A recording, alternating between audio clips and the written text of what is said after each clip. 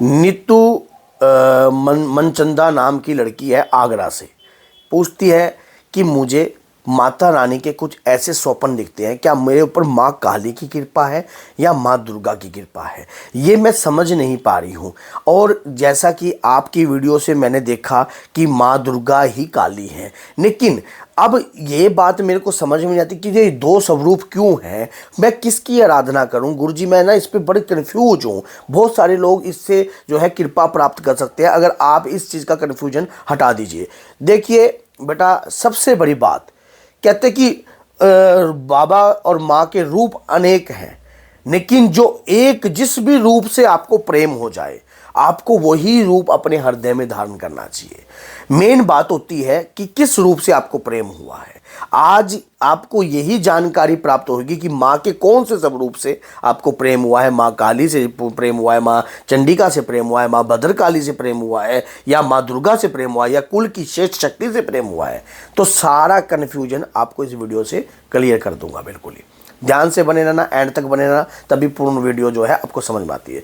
देखिए, माँ माँ माँ एक शब्द है, लेकिन इसके रंग, रूप, इसकी कृपा, ये सब कुछ अलग अलग रूप में है। माँ तो एक ही है, शक्ति तो एक ही है, जो कि शिव की अर्धांगिनी है, जिसे आदि शक्ति माँ दुर्गा ही कहा जाता है, माँ वैष्णो ही कहा जाता है। लेकिन भक्तों के कार्य को पूर्ण करने के लिए माँ ने अलग अलग रूप लिया है। जब जिस प्रकार से भक्तों के कार्य को करने के लिए माँ ने अलग अलग रूप लिया है, इसी प्रकार से जब इस धरती पर आतंक जो है पूर्ण रूप से मच रहा था, दुराचारी राक्षसों ने अधर्म खिंडा रखा था, तो माँ ने भिन्न भिन्न रूपों में भक्तों का कल्याण भी किया है। और उन क्रोध वक्त रूपों को भी पूज कर जो है शत्रु का दमन किया जा सकता है, शत्रु का नाश किया जा सकता है। तो माँ एक ही रूप है। माँ कोई ये नहीं है कि अलग अलग है, उसके रूप अनेक हैं और सभी रूपों में माँ ही है। अभी आप देख लीजिए, अब माँ की किस रूप की आप आराधना करो, जो आपके हृदय में व्याकुलता उत्पन्न करे।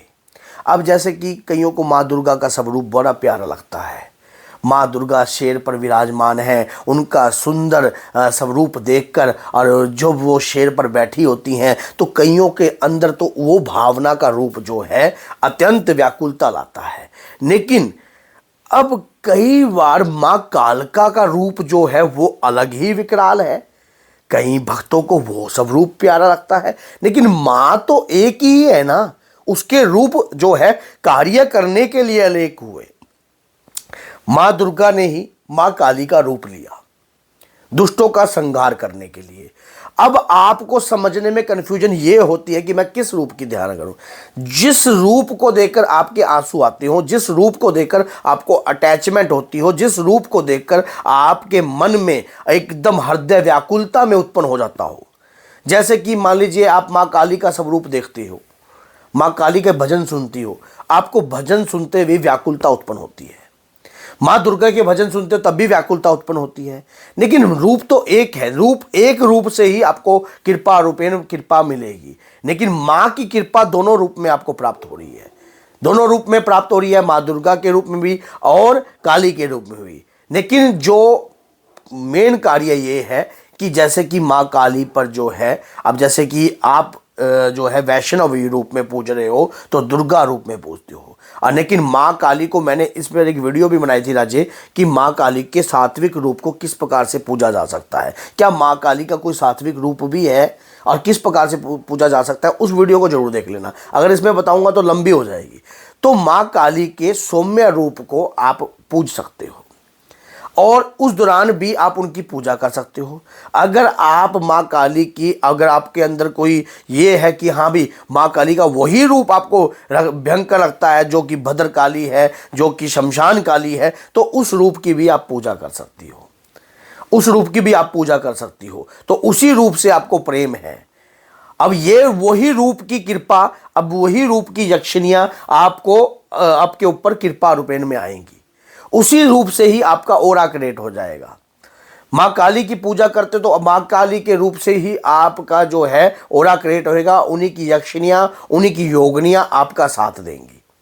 धीरे धीरे आप और ये व्याकुलता देखो, माँ के प्रति, माँ तो माँ ही होती है, हमारे घर में भी माँ होती है और माँ तो माँ ही है, लेकिन उनके रूप जो हैं वो भिन्न भिन्न हैं कार्य करने के लिए। जिस प्रकार से हनुमान जी का अगर सौम्य रूप देखा जाए, सात्विक रूप देखा जाए तो ये वाला है। अगर हनुमान जी का पंचमुखी रूप देखा जाए तो आपने देखा होगा उस रूप में कितने स्वरूप दिखाई दे रहे हैं आपको, तो उसमें तामसिक रूप भी है। अब जब और ये रूप हनुमान जी ने पताल लोक में जाकर लिया था, वहां पर जो है वहां पर हर प्रकार की चीजें थी, तो उसी प्रकार से वही रूप धारण किया। अब यही बात सोचिए कि हनुमान जी के उन पांचों रूपों से भी आप कार्य करा सकते हो।